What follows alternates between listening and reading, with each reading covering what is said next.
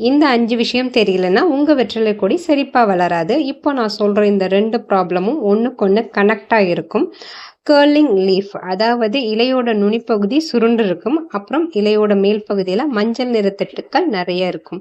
இந்த மாதிரி இருக்க இலைய பின்னாடி திருப்பி பார்த்தா குட்டி பூச்சி, புழுக்கள் இருக்கும். இலையில இருக்க சாரை இந்த பூச்சி உறிஞ்சிறதுனால இந்த ப்ராப்ளம் வருது.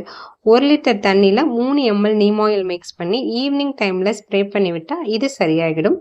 அடுத்து சம்மந்தமே இல்லாமல் இலைகள் உதிர்ந்து போறது, அப்புறம் இலையெல்லாம் ஒரு டார்க் மஞ்சள் நிறமா மாறிடும். இப்படி இருந்துச்சுன்னா நீங்க செடியை டைரக்ட் சன்லைட்ல வச்சிருப்பீங்க. செடியை நிழல்ல மாத்தி வைங்க. நம்ம அதிகமா தண்ணி ஊத்துனா வேரழுகல் அப்புறம் இலைகள் பழுப்பு நிறமா மாறிடும். அதனால 2 நாளைக்கு ஒரு டைம் தண்ணி ஊத்துங்க. தொட்டில வச்சிருந்தீங்கன்னா தண்ணி வெளியில வர மாதிரி வடிகால் வசதி ஏற்படுத்தி வைங்க. இந்த டிப்ஸ் எல்லாம் ஃபாலோ பண்ணுங்க. கண்டிப்பா உங்களோட வெற்றிலை கொடியும் செழிப்பா வளரும். வீடியோ பிடிச்சிருந்தா லைக் பண்ணி கமெண்ட் பண்ணி சப்ஸ்கிரைப் பண்ணுங்க. வேற எதுவும் டவுட்ஸ் இருந்தா கேளுங்க. தேங்க்யூ.